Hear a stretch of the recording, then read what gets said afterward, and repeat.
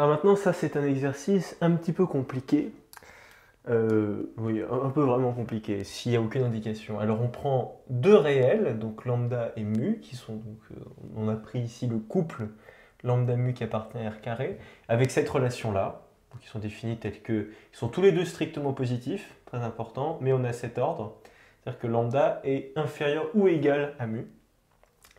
Et on a aussi cette suite de nombres, donc un, donc avec l'indice qui est indicé sur grand N, tel que pour tout n dans grand N, on a un qui est égal à lambda puissance n plus mu puissance n. Voilà. Et le but de l'exercice, c'est de montrer une équivalence qui est ici. C'est de montrer que si on a limite de un est égale à 0 en plus l'infini, si et seulement si on a ça, c'est-à-dire, tout ça on l'a déjà, hein. Tout ça on l'a déjà puisque c'est dans notre hypothèse, mais en plus qu'on a tout ça est strictement inférieur à 1. Ça veut dire que lambda et mu, bon ils sont toujours, lambda est toujours inférieur ou égal à mu, ils sont toujours strictement positifs, mais en plus ce qui va se passer c'est qu'ils vont être strictement inférieurs à 1.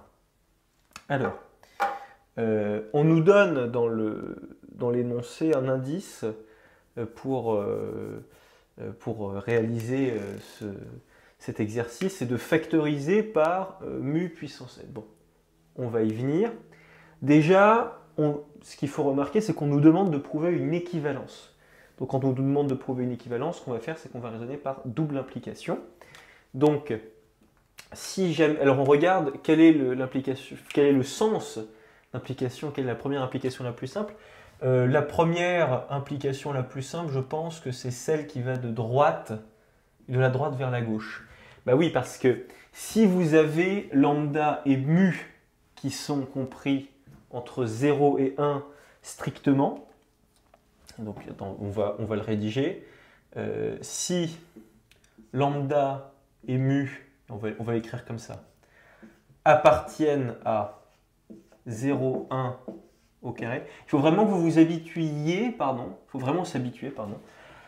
à ce type d'écriture. C'est-à-dire que c'est beaucoup plus rapide d'écrire ça que d'écrire en français si lambda et mu appartiennent à 0, 1. Enfin, il faut vraiment s'habituer à utiliser beaucoup de symboles. Donc appartient à 0, 1 au carré. Alors ici, vous savez, c'est exactement comme ici avec le R carré. On met un carré ici parce qu'on a un couple très important, hein. Donc si lambda et mu appartiennent à 0, 1 au carré, alors on va regarder cette suite-là. Alors les suites, ça s'écrit toujours entre parenthèses, comme ça. Comme ça, et on va prendre... On sait déjà que petit n appartient à grand N, donc ça n'a pas d'importance. Alors cette suite-là et cette suite-là, on va mettre si vous voulez les suites au-dessus. Quand vous parlez de suite, il faut toujours mettre les termes de la suite entre parenthèses. C'est extrêmement important. Comme ici, par exemple, vous voyez, j'ai mis le terme entre parenthèses. Sinon, ça veut dire qu'on désigne un terme. Si on parle de un, vous voyez, un ici n'a pas de parenthèse autour de lui. Ça veut dire qu'on parle du terme général un. Ça peut être U1, ça peut être U2, etc. Quand on met des parenthèses, on parle de toute la suite. Voilà, c'est ça qui est très important. Donc, vous avez lambda n, enfin les suites lambda puissance n et mu puissance n qui sont géométriques. Ça, c'est le terme très important. Sont géométriques. Tac, géométriques. Et leur raison, elle est comprise dans 0,1. Vous vous souvenez que ce que c'est qu'une suite géométrique? C'est toutes les suites. Alors si jamais on commence à 1, c'est-à-dire que pour passer d'un terme à un autre, on multiplie par une raison, ici qui est Q. Voilà. Donc ça c'est U1, U2, U3, etc. Donc les suites lambda n lambda puissance n et mu puissance n sont des suites géométriques. Bah oui, c'est assez logique. Dont la raison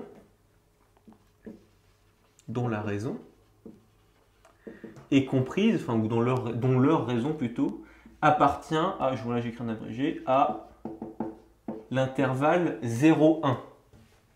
Donc c'est pour ça que la limite ainsi, la limite de lambda n quand n tend vers plus l'infini est égal à 0 et idem pour mu, la limite de mu puissance n, je vais mettre simplement en plus l'infini, on comprend que c'est n qui est envers plus, bon, je vais quand même noter, quand n tend vers plus l'infini, c'est aussi 0. Donc,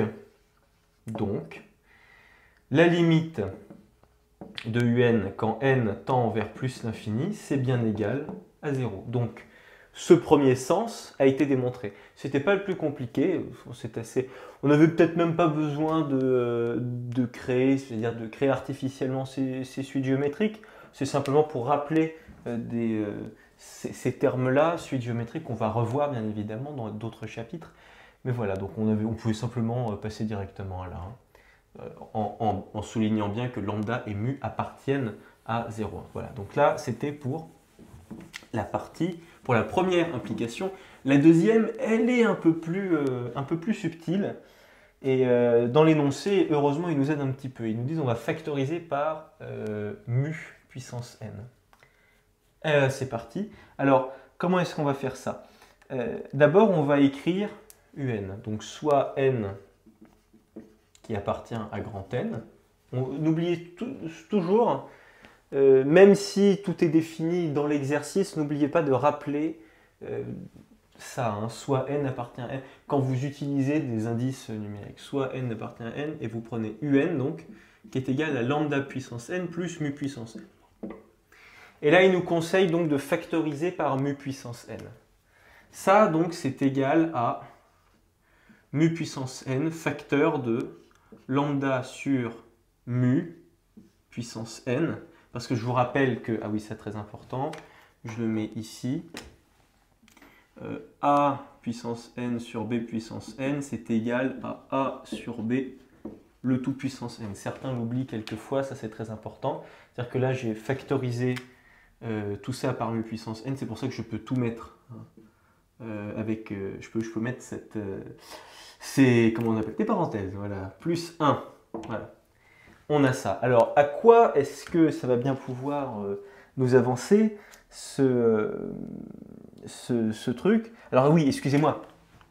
Là, on peut faire ça. Pourquoi? Très important, il faut justifier. Parce que là, qu'est-ce qu'on vient de faire? On vient de diviser par un nombre réel, mais attention, qui est non nul.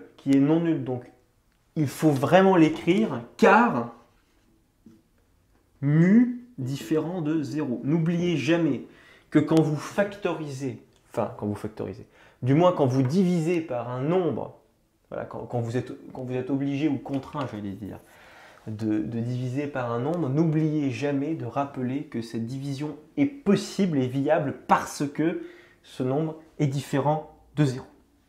Voilà. Alors maintenant, on va s'intéresser à cela. On va s'intéresser à cela. Il ne faut pas oublier de vue que nous... Ah oui, excusez-moi, j'ai mis le petit 2, mais en fait, il faudrait mieux faire comme ça. Voilà. N'oubliez pas que nous, ce qu'on veut, c'est qu'on a supposé ça, nous, on est dans ce sens-là, et on veut démontrer ça. Tout ça, toute cette partie-là, on l'a déjà. Vous voyez, c'est ça. Nous, en fait, ce qu'on veut montrer, c'est qu'on a mu qui est strictement plus petit que 1. Vous voyez, c'est ça qu'on veut montrer. C'est ce à quoi on veut arriver. Alors, il se trouve que ce nombre-là, on va parler de la suite. Voilà. Lambda sur mu. Lambda sur mu, alors déjà, on va juste parler de ce nombre-là. Il appartient à quel intervalle? Il appartient à l'intervalle 0, 1. Pourquoi? Ouvert ici, fermé là. Pourquoi? Tout simplement à cause de l'ordre. Car, si vous voulez, on peut l'écrire ici, car, lambda, alors on va plutôt d'abord commencer par 0, car on a cela. Donc la seule chose que vous avez à faire, c'est que vous divisez par mu, qui est non nul, et donc vous avez effectivement ça. Pardon, lambda divisé par mu, voilà. Vous avez ça. Donc c'est pour ça que lambda sur mu appartient effectivement à cet intervalle qui est 0, 1. Voilà. On a cette or, voilà. Donc ça appartient bien à l'intervalle 0, 1. Et là, on a deux possibilités, n'est-ce pas? Oui, oui, parce que stupide, n'est-ce pas? Mon Dieu, qu'est-ce que je deviens? On a deux possibilités. Parce que vous voyez qu'ici, on a une ouverture. C'est-à-dire que ce n'est pas une inégalité stricte. Il y a deux possibilités. C'est que soit lambda est égal à mu, soit il est différent de mu. Ça va nous apporter ou pas vraiment. Mais ce qu'il faut bien comprendre, c'est que la limite de lambda sur mu puissance n plus 1, donc tout ce truc-là, là, quand n va tendre vers plus l'infini, ça va être égal à, et là vous avez deux possibilités donc, c'est que soit ça va être égal à 1, parce que ça va être compris, on va faire les deux cas. Si lambda est strictement inférieur à mu. Alors qu'est-ce qui va se passer? Si lambda est strictement inférieur à mu, alors ça, c'est strictement inférieur à 1, mais c'est strictement positif. Donc c'est-à-dire que c'est compris entre 0 et 1 ouvert. Ok? Donc si vous voulez, je le mets ici. Donc lambda sur mu appartient à 0,1 ouvert. Ok?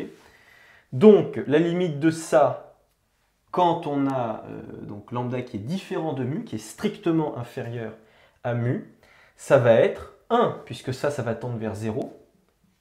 Ça va tendre vers 1. Virgule, si machin. Et si lambda est égal à mu, attention, il ne faut surtout pas oublier ça. Ah ouais, ça va vous coûter des points, sinon si vous ne voyez pas cette égalité. Donc il faut faire ce qu'on appelle, donc c'est une disjonction de cas. Je fais un cas là et l'autre cas ici. Et bien ça va être égal à 1, et 1 puissance, tout ce que vous voulez, ça continuera d'être 1, donc ça va faire 1 plus 1, c'est-à-dire 2. Virgule, si lambda est égal à mu. Voilà, parce que du coup, on aura lambda sur mu qui est égal à 1.